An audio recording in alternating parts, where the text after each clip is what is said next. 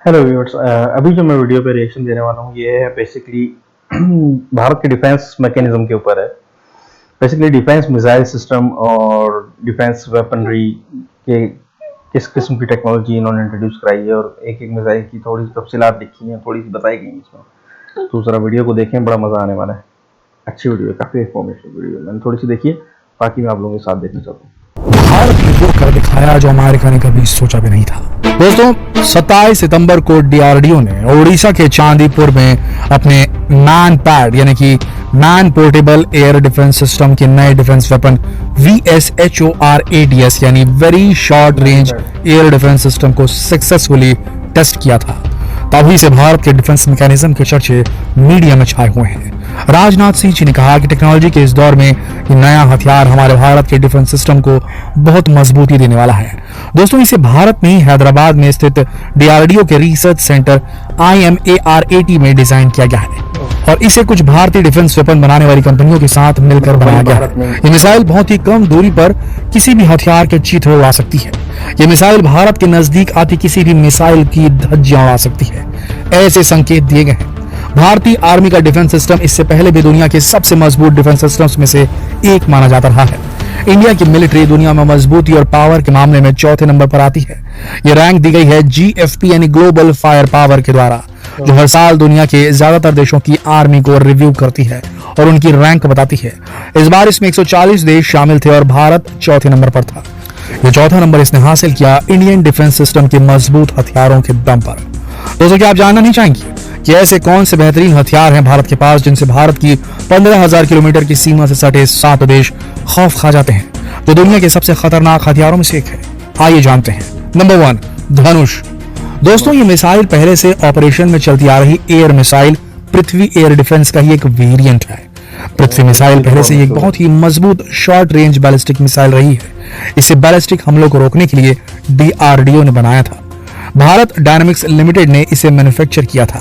ये पहले से ही 1000 किलोग्राम तक का वॉरहेड कैरी कर सकती है। वॉरहेड मतलब एक्सप्लोसिव मटेरियल। ये 1000 किलो तक का वॉरहेड 350 किलोमीटर तक, 500 किलो का 600 किलोमीटर तक और 250 किलो का वॉरहेड 700 किलोमीटर तक कैरी करने की क्षमता रखती है। इसी का एक वेरिएंट है धनुष, जिसके वॉरहेड कैरी करने की क्षमता में तो खास फर्क नहीं है, मगर जो मटेरियल ये मिसाइल कैरी कर सकती है उसमें कन्वेंशनल और टैक्टिकल न्यूक्लियर वेपन दोनों शामिल हैं। इसमें ब्लास्ट फ्रैगमेंटेशन थर्मोबैरिक मटेरियल शामिल है, जो किसी भी मिसाइल या फाइटर शिप के पर खच्चे उड़ा सकती है। इसकी खासियत यह कि शिप और एयर वेपन्स के साथ साथ एक निश्चित रेंज तक के लैंड टारगेट्स को भी धूल चटा सकती है। नंबर 2, प्रलय। दोस्तों, भारत के पास शॉर्ट रेंज बैलिस्टिक मिसाइल की कमी हुआ करती थी। 500 किलोमीटर की रेंज के अंदर ऑपरेट करने वाली मिसाइल उतनी मजबूत और पावरफुल नहीं थी, लेकिन प्रलय मिसाइल ने सारी कमियां पूरी कर दी है। इसे बनाने के प्रोजेक्ट को सन 2015 में सैंक्शन किया गया था 332.88 करोड़ रुपए के बजट के साथ। 2020 में यह कीमत 427 करोड़ रुपए के बराबर थी।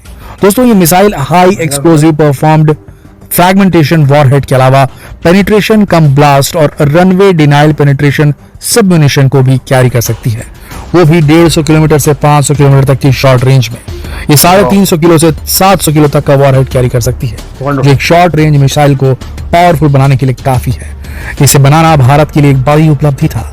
इसमें जो सॉलिड फ्यूल इस्तेमाल किया जा सकता है वो अग्नि मिसाइल सीरीज से भी ज्यादा एनर्जी प्रोवाइड कर सकता है। अग्नि मिसाइल सीरीज भी एनर्जी प्रोवाइडर सॉलिड फ्यूल के लिए जानी जाती है। इसके टारगेट्स में radar and communication installations, command and control centres और एडवांस्ड एयरफील्ड्स भी शामिल है। भविष्य में इसका दूसरे देशों में एक्सपोर्ट होने की संभावना भी है। Number 3, K5। दोस्तों, ये मिसाइल 2020 में बनकर तैयार हो गई थी, मगर डीआरडीओ ने इसे ऑपरेशन में लाने से जस्ट पहले दोबारा से इसकी डेवलपमेंट पर काम करने का फैसला लिया था। सन 2020 में इसकी टेस्टिंग भी सफलतापूर्वक कर ली गई थी।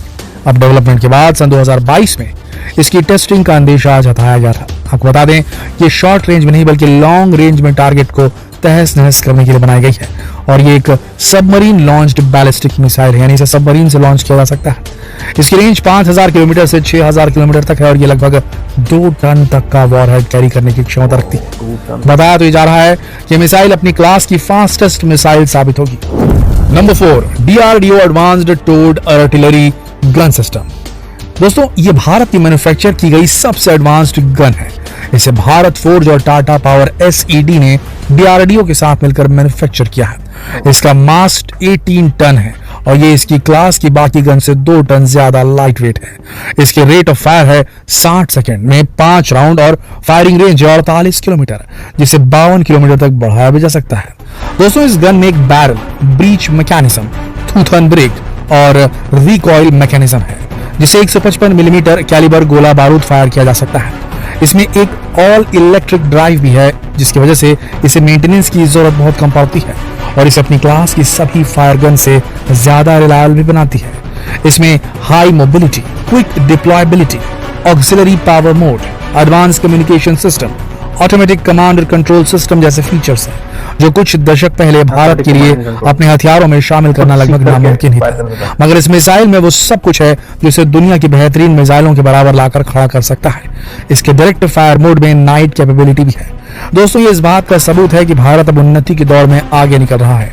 वो दिन दूर नहीं जब भारत के बनाए हुए हथियार दुनिया के टॉप हथियारों में शामिल होंगे। आगे बढ़ते हैं और आपको बताते हैं नंबर 5 पर मौजूद काली इलेक्ट्रॉन एक्सेलरेटर के बारे में। इसे कहा जा रहा है इंडिया का मोस्ट सीक्रेट वेपन, जिसके कुछ फीचर्स को रिवील ही नहीं किया गया है। इसे DRDO और भाभा एटॉमिक रिसर्च सेंटर द्वारा बनाया गया है। इसका पूरा नाम किलो एम्पियर लीनियर इंजेक्टर है।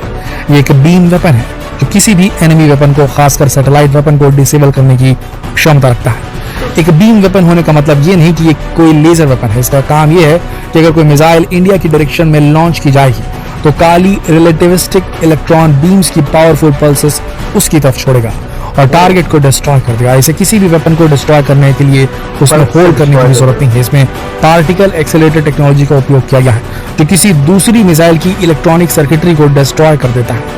यह अटैक वेपन नहीं, डिफेंस वेपन है। इस तरह के वेपन को डायरेक्टेड एनर्जी वेपन्स कहा जाता है। भारत दुर्गा 2 नाम के डायरेक्टेड एनर्जी वेपन पर भी काम कर रहा है, जो बहुत पावरफुल होने वाला है।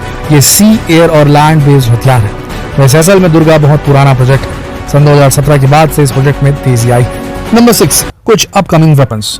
दोस्तों, 2024 तक भारतीय सेना के पास 2 से 3 तरह के ऐसे और वेपन आ जाएंगे जो इंडियन आर्मी को और भी पावरफुल बना देंगे, जिनका काम लगभग पूरा हो चुका है। इसमें हैलकैट्स यानी कि कॉम्बैट एयर टीमिंग सिस्टम सबसे शक्तिशाली है। इसी में कैट्स वॉरियर और कैट्स हंटर शामिल है। कैट्स वॉरियर को Australian Boeing MQ-28 ghost bat के बराबर माना जा रहा है। इसके मॉडल को एरो इंडिया 2021 में भी डिस्प्ले किया गया था।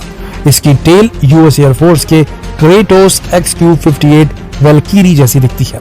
वहीं कैट्स हंटर एक single turbojet engine based air launch cruise missile है।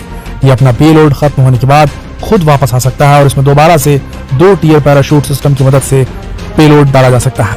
इसके अलावा SSS डिफेंस असॉल्ट राइफल और SSS डिफेंस स्नाइपर राइफल्स भी अगले कुछ सालों में इंडियन आर्मी के हाथों में होगी। दोस्तों, आज की वीडियो में बस इतना ही। आज हम आपसे विदा लेंगे, लेकिन अगर आप अपकमिंग आर्मी वेपन्स के बारे में और भी डिटेल्स वीडियो चाहते हैं तो कमेंट करके हमें जरूर बताएं।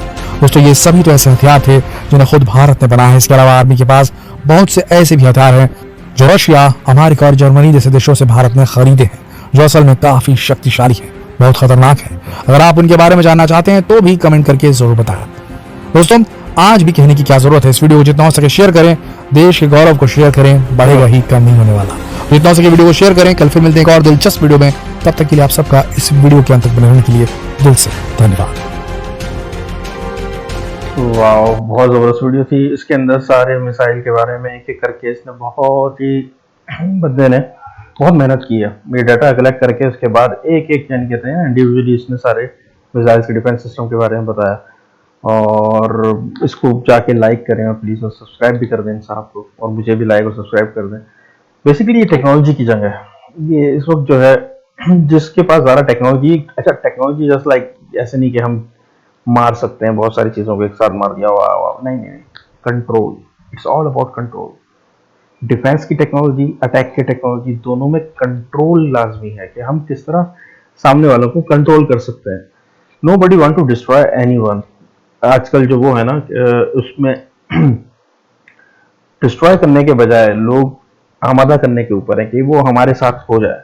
वो वाले लोग कंप्रोमाइज कर लें, वो वाले लोग जो है वो सरेंडर कर लें। सरेंडर चल रहा है आजकल, वरना तो ऐसे ऐसे वेपन आ चुके हैं कि आज अगर सामने वाले को मारना है तो केमिकल वेपन, बायोलॉजिकल वेपन और पता नहीं क्या इलेक्ट्रॉनिक्स के अंदर जो वेव्स है, माइक्रोवेव वगैरह, इसके बहुत वेपन निकला है।